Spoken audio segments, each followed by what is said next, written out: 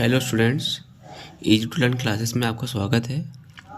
I hope सब लोग healthy होंगे और अपनी तैयारी को ज़ोरों शोरों से कर रहे होंगे। तो आज मैं आपके लिए कुछ इम्पोर्टेंट क्वेश्चंस लेके आया हूँ जो आपकी परीक्षा के लिए बहुत लाभदायक होंगे। चलिए बिना किसी देरी के साथ हम शुरू करते हैं क्वेश्चन। पहला क्वेश्चन है कि हीमोग्लोबिन महत्वपूर्ण भूमिका निभाता है। आप सबको पता है कि हीमोग्लोबिन कहाँ पाया जाता है? ब्लड में, रक्त में पाया जाता है। और इसमें क्या होता है? आयरन होता है। और आयरन किस चीज़ का वाहक होता है रक्त में? ऑक्सीजन का। तो हीमोग्लोबिन महत्वपूर्ण भूमिका किस चीज़ में निभाएगा? श्वसन में। और याद रखना कि हीमोग्लोबिन में आयरन पाया जाता है और आयरन किसका वाहक होता है? ऑक्सीजन। ठीक है। दूसरा क्वेश्चन, फ्लोएम द्वारा भोजन का स्थानांतरण होता है। इसका आंसर श्वसन लगाएंगे। फ्लोएम द्वारा भोजन का स्थानांतरण होता है। तो फ्लोएम कहाँ पाया जाता है? ये पाया जाता है हमारे पेड़ों में। ठीक है। तो ये किसका स्थान करता है? सुक्रोज का। ये सुक्रोज के रूप में भोजन का स्थानांतरण करता है। और ऐसे ही पेड़ पौधों में जो पानी है और जो खनिज पदार्थ है उसका स्थानांतरण कौन करता है? जाइलम। ठीक है। तो पेड़ में एक तो फ्लोएम होता है और एक जाइलम होता है। फ्लोएम का काम होता है भोजन का स्थानांतरण करना, और जो जाइलम होता है उसका काम क्या होता है? जल और खनिज पदार्थ का। तो इसका आंसर क्या हुआ? सुक्रोज। ठीक है। सुक्रोज के रूप में भोजन का स्थानांतरण करेगा फ्लोएम। तीसरा प्रश्न है कि निम्न में से कौन सा मानव में मादा जनन तंत्र का भाग नहीं है? तो इनमें से ऐसे कौन से जो पार्ट है जो मादा में नहीं पाया जाता है? अंडाशय मादा में पाया जाता है, गर्भाशय ये भी मादा में पाया जाता है, द्विवाहिनी ये भी मादा में पाया जाता है, लेकिन जो शुक्रवाहिका है ये मादा में नहीं पाया जाता है। ये किस में होता है? मनुष्य, नर में होता है। किस में होता है? नर में। चौथा, श्याम श्वेत फोटोग्राफी में प्रयुक्त होती है। तो श्याम श्वेत फोटोग्राफी में क्या प्रयुक्त होती है? AgCl या फिर सिल्वर क्लोराइड। ठीक। शुद्ध जल का pH मान क्या होगा? नाम में लिखा है शुद्ध जल। इसका मतलब क्या है? ना ही वो अम्लीय होगा ना ही वो क्षारीय होगा। जो ना ही अम्लीय है ना ही क्षारीय है उसका pH मान कितना होता है? 7। कितना होगा? 7। बाकी ये कितना होगा? 1 है, ये अम्ल होगा, ये 14 है, ये क्षारीय होगा। तो आंसर क्या होगा? 7 इसका। अब है धावन सोडे का रासायनिक नाम है। धावन सोडा मतलब जो धोने काम में आता है, उसका रासायनिक नाम क्या होता है? Sodium bicarbonate. क्या होता है? Sodium bicarbonate. ठीक है। धावन सोडे का रासायनिक सूत्र क्या होगा? अब इसका रासायनिक सूत्र क्या है? इसका रासायनिक सूत्र होगा Na2CO3.10H2O। ठीक है। 8वां प्रश्न, स्वपोषी पोषण के लिए आवश्यक है। स्वपोषी मतलब स्व, नाम में लिखा है स्व मतलब खुद ब खुद, जो अपने आप करता है। स्वपोषी पोषण कौन करते हैं? हमारे पेड़ पौधे, वृक्ष। और किस प्रक्रिया के माध्यम से करते हैं? प्रकाश संश्लेषण के माध्यम से। अब आपको पता होगा प्रकाश संश्लेषण में क्या क्या चीज चाहिए होती है हमें? क्लोरोफिल, कार्बन डाइऑक्साइड, जल तथा सूर्य का प्रकाश। तो ये तीनों ही चीज किसके लिए? स्वपोषी पोषण के लिए आवश्यक होंगे। तो इसका उत्तर क्या होगा? उपर्युक्त सभी।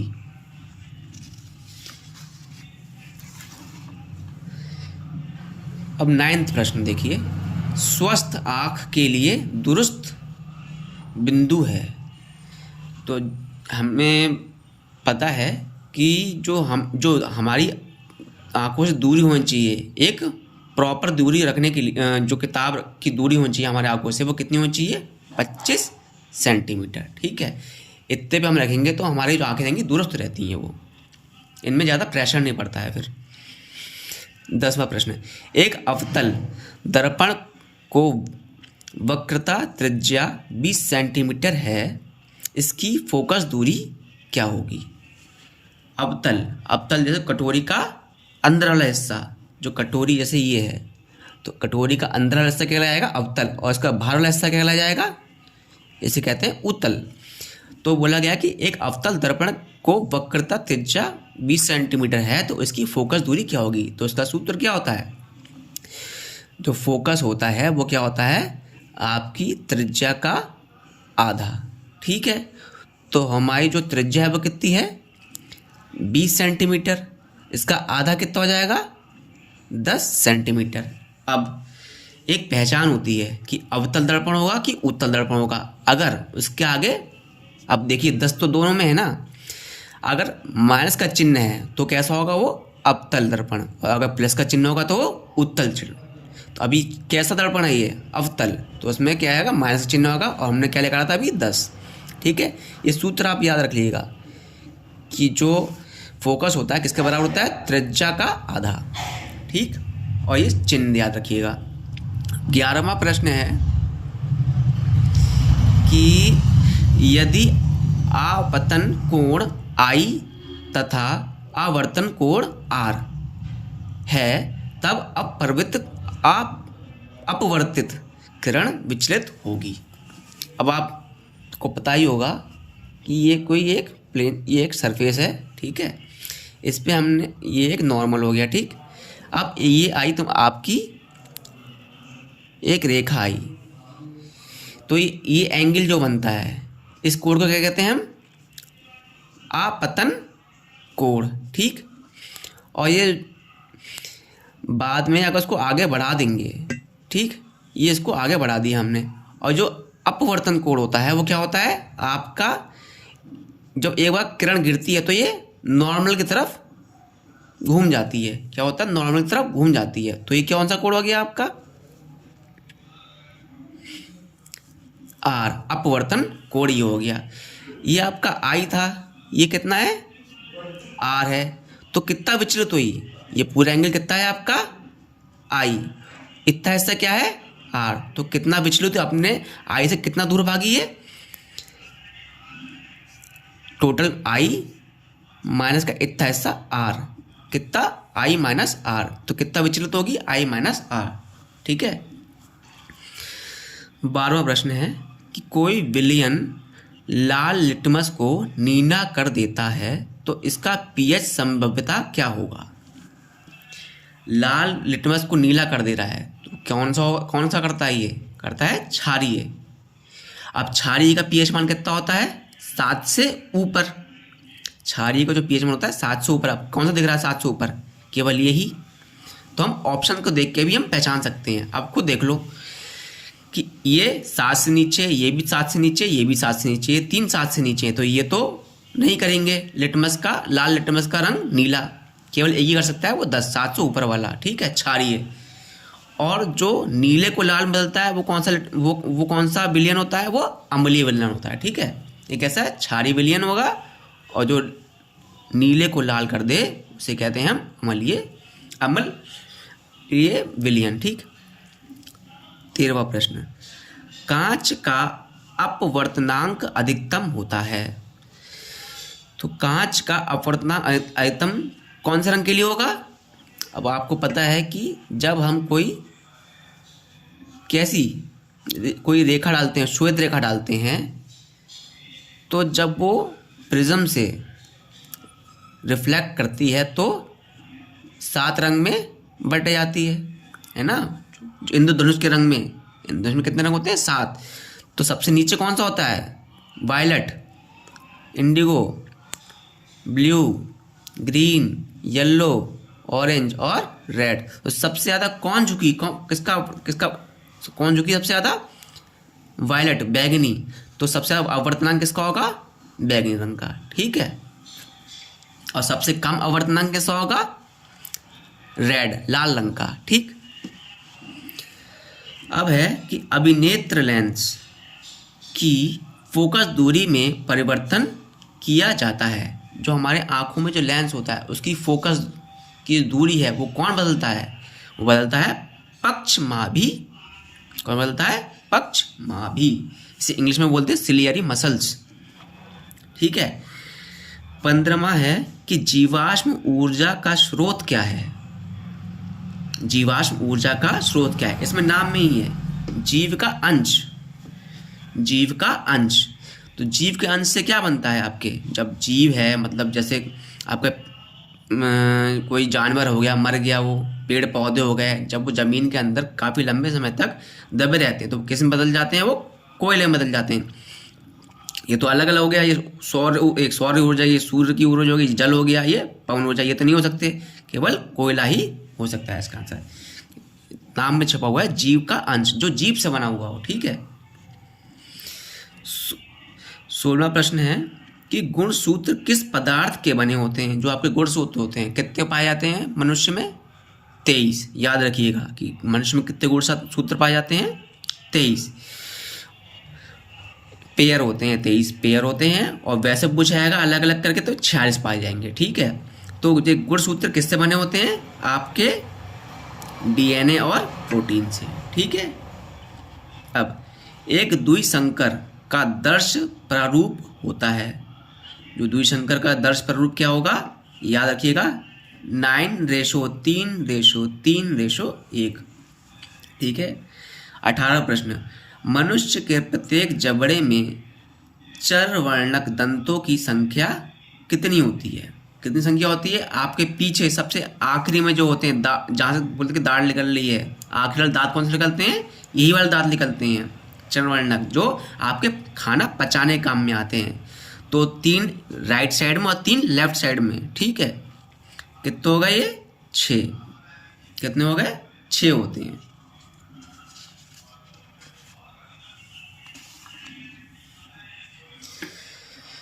अब है कि 19वां प्रश्न है कि ग्लाइकोलाइसिस की प्रक्रिया संपन्न होती है। जो ग्लाइकोलाइसिस प्रक्रिया है वो किस में संपन्न होती है? आपकी कोशिका द्रव्य में। जो कोशिका के अंदर द्रव्य है उसके अंदर आपके ग्लाइकोलाइसिस की प्रक्रिया संपन्न होती है। ठीक। अब है 20वां प्रश्न, वैद्युत मोटर परावर्तित करता है। जो वैद्युत मोटर होता है, जो आपके घर में जो मोटर होती है, जिससे पानी ऊपर चढ़ता है टैंक में, किस चलती है? आपकी पानी चलती है। और जब जैसे आप लगाते हो उसे बिजली में मतलब जो विद्युत जारी है उसमें आप उसका तार लगाते हो तो क्या घूमने लगती है वो। तो क्या हुआ? वैद्युत से वो घूमना शुरू कर दी, किस में बन गई? यांत्रिक ऊर्जा। तो वैद्युत से यांत्रिक में बदल गई। ठीक है। तो जो वैद्युत मोटर होती है किस में परावर्तित करती है? वैद्युत ऊर्जा को यांत्रिक ऊर्जा में। ठीक है। और यहीं अगर जनरेटर दिया होता तो क्या होता? आप हाथ से घुमाते हैं, देखा होगा पहिया घूमता है बहुत, हाथ से घुमाते हैं तो यांत्रिक ऊर्जा को किससे बदलता है? वो वैद्युत में बदलता है। ठीक है।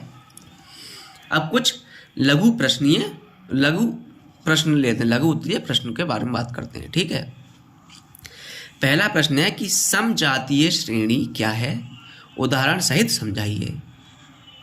इसी प्रश्न को दूसरे रूप में कैसे पूछा जा सकता है कि समजातीय श्रेणी पर संक्षिप्त टिप्पणी कीजिए, या फिर समजातीय श्रेणी एवं इसके उपयोग पर संक्षिप्त टिप्पणी लिखिए। ये इन 3 तरीकों से इस प्रश्न को पूछा जा सकता है। अब नाम में देखिए, सम मतलब जो एक समान होते हैं, जाति जो एक समान जाति के अंदर आते हैं, नाम में सब छुपा होता है। ठीक है। देखिए, कार्बनिक यौगिकों का वह समूह जिनका सामान्य सूत्र, देखिए सामान्य बात आगे चीज, जिसका सामान्य सूत्र एवं क्रियात्मक समूह एक जैसा होता है। तो जो जिन कार्बनिक यौगिकों का वह समूह जिनका सामान्य सूत्र एवं क्रियात्मक समूह एक जैसा होता है उसे हम क्या कहेंगे? समजातीय श्रेणी कहेंगे। ठीक। तथा उसके सदस्यों को समजात गण कहते हैं। अब उसके सदस्य हैं वो क्या होगा? इसके समजात गण। एग्जाम्पल के लिए देखिए, क्या है ये? CH3OH। इसी क्या है? इसका नाम क्या है? रासायनिक नाम क्या होगा? मिथेनॉल। CH3CH2OH, इसका रासायनिक नाम क्या होगा? इथेनॉल। देखिए ना, अगर यहाँ पर 3 होता तो क्या होता? यहाँ पे CH3 होता तो क्या होता? ईथेन होता। CH4 होता तो मीथेन हो जाता। सबके आखिरी में क्या आ रहा है? एन आ रहा है। एन। इसमें अगर ये होता 3, इसमें 3 कार्बन है तो ये क्या हो गया? प्रोपेनॉल। ठीक है। अब इसमें जो आपका क्रियात्मक समूह है वो कौन सा है? OH। ये क्या है? आपका क्रियात्मक समूह है। ठीक है, सब में कॉमन आ रहा है। इनकी पहचान कैसे करेंगे, इनके लक्षण कैसे हैं? इनके पहचान किससे करते हैं? इनके लक्षण से करते हैं किसी भी चीज़ की। तो इनके कुछ लक्षण देखिए क्या है। पहला लक्षण क्या है? सभी सदस्यों को एक सामान्य सूत्र द्वारा प्रदर्शित करते हैं। तो एक सूत्र होता है, एक सामान्य सूत्र होता है, उसके द्वारा हम इनको प्रदर्शित करते हैं। जैसे जो एल्केन होते हैं उनका क्या होता है सूत्र? CnH2n प्लस का 2। अब जैसे जैसे हम n की वैल्यू बदलते रहेंगे वैसे वैसे क्या होगा? बदलते रहेंगे ये, लेकिन समूह तो एक ही है ना, एल्केन में ही आएंगे सब। ऐसे एल्कीन होता है, एल्कीन में क्या होता है आपका? ये गायब हो जाता है, 2 क्या होता है? CnH2n। तो ऐसे ही इसका एक सूत्र होता है, इनका एक सामान्य सूत्र होता है जिसमें n की वैल्यू बदलेंगे और उसके हिसाब से इसके सदस्य बनते चले आएंगे। दूसरा क्या लक्षण है कि सभी सदस्यों का एक ही क्रियात्मक समूह होता है। जितने भी सदस्य हैं इनका जो क्रियात्मक समूह, जो क्रिया करने वाला समूह है वो कौन सा है? एक ही है, OH। यहाँ पर OH है, यहाँ पर किसी में लगा होगा, जैसे यहाँ पर है COOH, ये कार्बोक्सिलिक ग्रुप हो गया।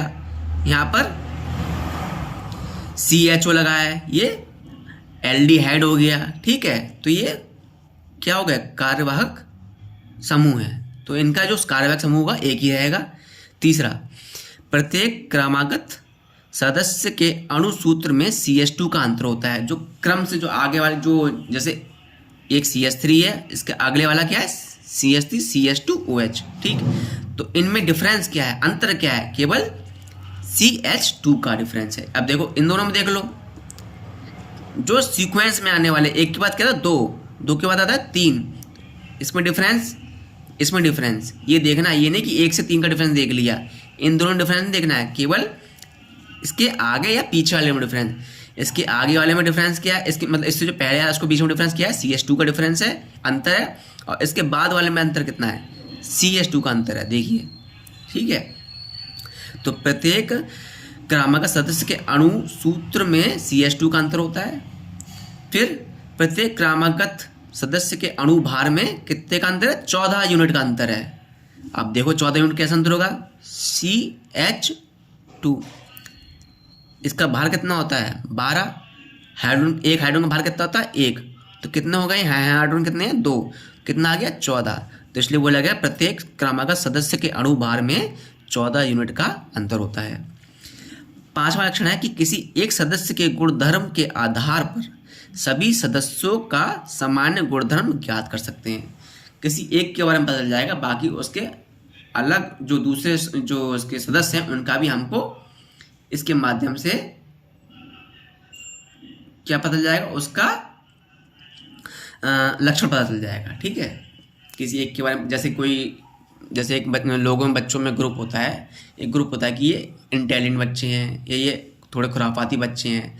तो किसी एक बच्चे के बारे में पता होगा तो हम पता चलेगा कि इसका, इनका पूरा सारा ग्रुप खुराफाती है या फिर पढ़ाई में तेज है। ठीक है, किसी एक भी सदस्य का अगर हमको पता चल जाता है लक्षण, तो हम पूरे सदस्य के लक्षण का, बच्चों का बता सकते हैं लक्षण कैसे होंगे। ऐसे ही इनमें होता है।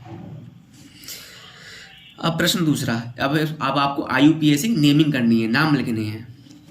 पहला क्या है? CH3COOH।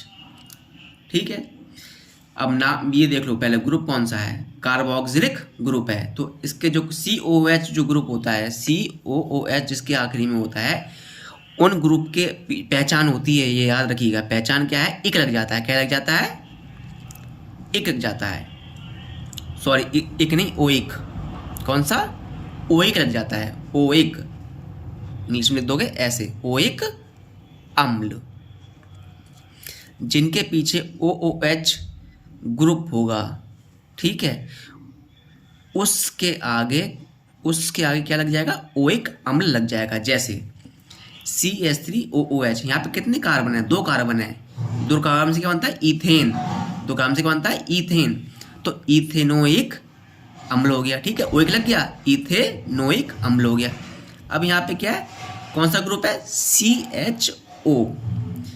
तो जिसके पीछे CHO लगा होता है उसके अंदर क्या लग जाता है, नल। क्या आ जाता है, नल, नाम आ जाएगा। तो यहाँ पे कितने कार्बन है, एक कार्बन है, तो मीथेन आ गया।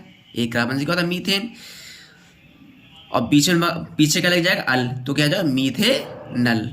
ठीक, अब आप खुद देखिए, अपने आप ट्राई करिए ये वाला कि HCOOH है, ओइक ग्रुप है, तो क्या आना चाहिए, पीछे ओइक अम्ल आना चाहिए। ठीक, कितना कार्बन है, एक कार्बन, तो क्या बन जाएगा, मीथेनोइक एसिड। ठीक, ऐसे ही अब यहाँ पे ग्रुप कौन सा है, OH।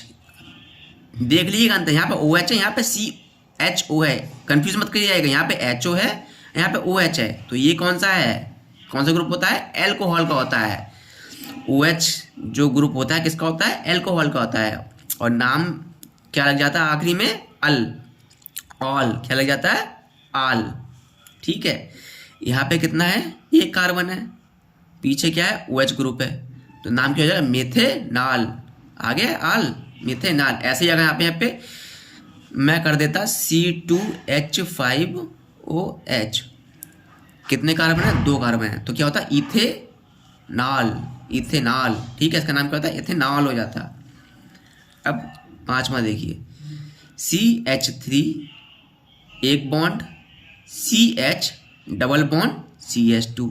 याद रखिएगा, एक बॉन्ड जब होते हैं तो एन होता है, जब डबल बॉन्ड आता है तो क्या हो जाता है, इन हो जाता है। क्या हो जाता है, इन। तो इसकी नेमिंग कैसे करेंगे, जहाँ पे सबसे पास में होगा डबल बॉन्ड, जहाँ सबसे पास में होगा वहाँ से नंबरिंग शुरू कर देते हैं। अब यहाँ पर कहाँ से शुरू, डबल बॉन्ड कहाँ पर आ रहा है, यहाँ से आ रहा है, तो नंबरिंग यहाँ शुरू करेंगे, 1 2 3, 1 2 3, कितने कार्बन है, 3 कार्बन, तो क्या होगा, प्रोपेन बनेगा। लेकिन यहाँ पे डबल बॉन्ड आ गया, इसलिए क्या हो जाएगा, इन हो जाएगा, तो इसका नाम क्या हो जाएगा, प्रोपीन। क्या हो जाएगा, प्रोपीन, क्योंकि यहाँ पे डबल बॉन्ड आया है। डबल बॉन्ड आता है तो इन होता है, अगर डबल बॉन्ड यहाँ नहीं होता, यहाँ सिंगल बॉन्ड होता, तो क्या होता, प्रोपेन होता। छठे में देखिए, छठे में क्या है, CH3 सिंगल बॉन्ड C और ट्रिपल बॉन्ड आ गया, 3 बॉन्ड आ गए लगातार, और CH। तो जब ट्रिपल बॉन्ड होता है तो क्या हो जाता है, आखिर में क्या आता है, आइन। डबल बॉन्ड में आएगा इन, क्या आएगा, इन, और ट्रिपल बॉन्ड में क्या आ जाएगा, जब ट्रिपल बॉन्ड दिया होगा तो क्या आएगा, आइन आखिरी में। ठीक है, ये पहचानें होती हैं, आप पहचान सकते हैं। तो 1 2 3 कार्बन है, तो क्या हो जाएगा, प्रोपेआइन, प्रोपाइन, क्या हो जाएगा, प्रोपाइन। ठीक है, 3 कार्बन है, प्रोपेन के पीछे आइन लग जाएगा, प्रोपाइन। साथ में देखिए, अब यहाँ पे CH2 double bond, CH single bond, CH double bond, CH2। यहाँ पे कितने आ रहे हैं डबल बॉन्ड, 2 आ रहे हैं। अब यहाँ डबल बॉन्ड आ रहा है, इसका मतलब क्या हो गया कि यहाँ पर क्या आएगा, इन आएगा, आखिरी में क्या आएगा, इन। अब मैंने बताया था कि जहाँ से डबल बॉन्ड हो या ट्रिपल बॉन्ड हो, जहाँ से पास में होता है वहाँ से नंबरिंग हम शुरू कर देते हैं। अब ये को या तो यहाँ शुरू कर दो, उसको यहाँ शुरू करो नंबरिंग, हम यहाँ शुरू कर देते हैं, 1, इसको चलिए यहाँ समझा देता हूँ मैं। जैसे क्या था, CH2 double bond, CH2 single bond, CH double bond, CH2, 1 2 3 4। ठीक, तो एक तो यहाँ पर आ रहा है, 1 पर आ रहा है, और एक 3 पे आ रहा है, तो क्या होगा, 1,3, कितने कार्बन है, 1 2 3 4, तो क्या आएगा, ब्यूटाइन आएगा, ब्यूट। और कितने हैं ये, 2 हैं, तो ब्यूटाडाई, डाई का मतलब होता है 2, और क्या आएगा, इन हो जाएगा, क्योंकि डबल बॉन्ड लगा है। तो समझ में आया, 2 डबल बॉन्ड है, और किस किस पोजीशन पे आ रहे हैं, 1 पर आ रहा है और 3 पे आ रहा है नंबरिंग करने में। तो 1,3 कितने कार्बन है, 4 हैं, तो ब्यूटा आ गया। उसकी वजह से कितने डबल बॉन्ड है, 2 डबल बॉन्ड है, तो डाई आ गया, और डबल बॉन्ड है इस चक्कर में, इसकी वजह से क्या होगा नाम, इन। तो 1,3 ब्यूटा डाइइन। ठीक है, अब ले लेते हैं तीसरा, कि प्रतिस्थापन अभिक्रिया पर संक्षिप्त टिप्पणी लिखिए। ठीक है, इसी को ही दूसरे तरीके से पूछा सकता है कि प्रतिस्थापन अभिक्रिया को एक उदाहरण देकर समझाइए। ठीक, या फिर मीथेन से क्लोरीन की अभिक्रिया का केवल समीकरण लिखिए, या फिर कार्बनिक यौगिक में प्रतिस्थापन अभिक्रियाओं पर टिप्पणी कीजिए। प्रतिस्थापन, इसका मतलब क्या है? जैसे ए यहाँ बैठा है और बी यहाँ पर बैठा है, तो ये इधर आ जाए और बी इधर आ जाए, तो इसी चीज़ को हम क्या बोलेंगे? प्रतिस्थापन। अपनी जो जगह है उसकी अदला बदली कर लेते हैं। ठीक है, अब देखो क्या लिख के आएंगे आप आंसर में।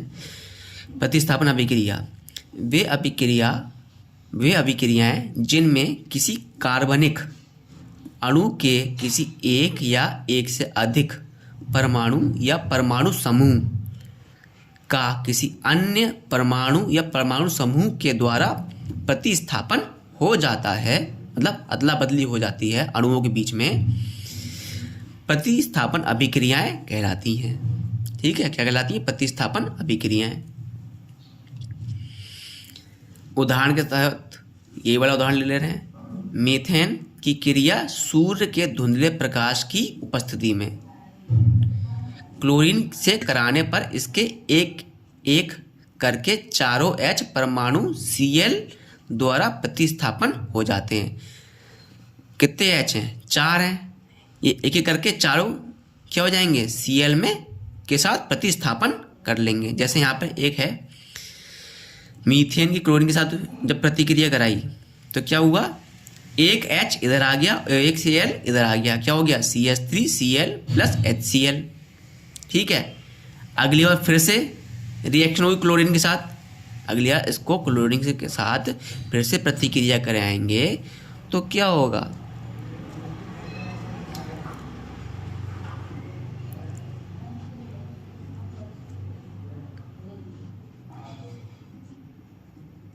क्या हो जाएगा कि अब एक H इधर आ जाएगा, एक Cl इधर आ जाएगा, CH2Cl2 प्लस HCl। दो ऐसे ही कितनी बार हो जाएगा? 4 बार। आखिरी में जो बना देगा CCl4 बना देगा। चारों के चारों जो मीथेन के H के अणु हैं वो सब Cl के साथ प्रतिस्थापित हो जाएंगे। ठीक, अब निम्नलिखित यौगिकों के संरचनात्मक सूत्र लिखिए। अब इनकी संरचना करनी है। ठीक है, स्ट्रक्चर बनाना है। जैसे ये है प्रोपेन टू ऑल, इसमें आपको क्या मेन चीज़ रखनी पड़ेगी? आल आ रहा है। क्या आ रहा है? आल आ रहा है। मैंने आल का बताया था कि आल में क्या आता है? OH ग्रुप आता है। कौन सा आता है? OH group. कितना है? प्रोपेन प्रोपेन तो कितने कार्बन होंगे? 3 कार्बन लगा दो, 3 कार्बन लिख दिए। ठीक, 2 आ रहा है। कितनी पोजीशन है कार्बन की? कौन से पोजीशन पर आ रहा है? 3 पे आ रहा है, दूसरे पर आ रहा है। पहला, दूसरा, तीसरा। दूसरा यहाँ पर है तो यहाँ पे लगा दो OH ग्रुप। और कुछ तो है नहीं, तो बाकी अब क्या? H को अरेंज कर दो। एक कार्बन के साथ कितने बॉन्ड आ सकते हैं? 4 बॉन्ड आ सकते हैं। तो एक तो यही हो गया, 1 2 3, यहाँ पे 3 H लग गए। यहाँ पे एक ये है बॉन्ड, एक ये बॉन्ड है, एक ये बॉन्ड है, बचा एक बॉन्ड बचा, यहाँ पे H लगा दो। ठीक, और यहाँ पे भी कितने बचे? एक ये बचा है, एक ये बचा है और एक ये बचा है, तो H H H। ये तो पूरा हो गया स्ट्रक्चर। ठीक है, ऐसे बना के आ जाना, हो जाएगा आंसर। ठीक है, तो ऐसे करके आ जाओ या फिर ऐसा लिख के आ जाओ। ठीक, दोनों ही ठीक होंगे। अब दूसरा देखो, दूसरा क्या है? 2 हाइड्रोक्सी प्रोपेनोइक अम्ल। कौन सा आ रहा है? पहचान में है, समझाया था मैंने। जहाँ OE का है, पीछे कौन सा जाएगा? COOH group. ठीक, और क्या है? 2 हाइड्रोक्सिल, जो OH है, जो OH है इसको हम क्या बोलते हैं? हाइड्रोक्सिल भी बोलते हैं। क्या बोलते हैं? हाइड्रोक्सिल भी बोलते हैं। तो 2 हाइड्रोक्सी प्रोपेनोइक अम्ल। ठीक, पहले देखो क्या है? प्रोपेन है, तो फिर से 3 बार लिख दिया। कितने पे आ रहा है? हाइड्रोक्सी। किसके बारे में? किसके पहले आ रहा है? 2 हाइड्रोक्सी के पहले आ रहा है, तो ये किसकी पोजीशन बता रहा है? हाइड्रोक्सी की पोजीशन बता रहा है। 1 2 3 हाइड्रोक्सी पोजीशन बता रहा है। अब हम जो नंबरिंग करते हैं किसके हिसाब से करते हैं? जो आपका कार्यवाहक ग्रुप लगा होता है। कार्यवाहक ग्रुप यहाँ पे क्या है? जिसने आपका नाम बदला है पूरा पूरा। यहाँ पे कार्यवाहक क्या है? ऑल। यहाँ पे OH है कार्यवाहक, यहाँ पे ओइक, यहाँ पे क्या है? ओइक। तो ये आपका कार्यवाहक ग्रुप है। इसको हम कैसे दिखाते हैं? इस तरीके से लिखते हैं। जो COOH है उसको हम इस तरीके से लिखते हैं। तो नंबरिंग हम कार्यवाहक ग्रुप के तरफ से करते हैं। तो पहला ये, दूसरा ये, तीसरा ये। यहाँ पे 4 बॉन्ड घिर गए, 1 2 3 4। यहाँ पे 1 2 3 4 बॉन्ड, 3 बॉन्ड घिरे हैं। यहाँ पे H लगा दो। यहाँ पे 3 बॉन्ड बचे हैं अभी लगाने के लिए, 1 1 1। ये आपकी हो गई, इसका संरचनात्मक सूत्र हो गया। ठीक, अब है पेंटेनल। क्या है? पेंटेनल। पीछे क्या आ रहा है? अल। क्या आ रहा है? अल। तो कौन सा ग्रुप लग जाएगा? CHO। अल के लिए क्या लग जाता है? CHO। कितने हैं? पेंटेनल 5 लगा दो भाई। 1 2 3 4 5, 5 कार्बन हो गए। अल में क्या होता है? इसको कैसे लिखते हैं हम? इस तरीके से लिखते हैं, CHO कैसे लिखते हैं? इस तरीके से। CHO को हम किस तरह से लिखते हैं? इस तरीके से लिखते हैं। ठीक है, या तो इस तरीके से लिख दो या फिर इस तरीके से लिख दो, दोनों में कोई दिक्कत नहीं है। ये इसके 4 बॉन्ड घिर गए, 2 बॉन्ड यहाँ घिरे हुए हैं, 1 H लगा दिया, 1 H लगा दिया। 2 घिरे हुए हैं, 1 H यहाँ लगाया, 1 H यहाँ लगाया। 2 घिरे हुए हैं, 1 H 1 H। यहाँ पे एक ही घिरा हुआ है तो 3 H लगेंगे। यहाँ पे देखा आपने? 3 H 2 H 2 H 2 H और 1 H है। ठीक है, आशा करता हूँ कि आपको समझ में आया होगा। धन्यवाद and best of luck for your exam. Thank you.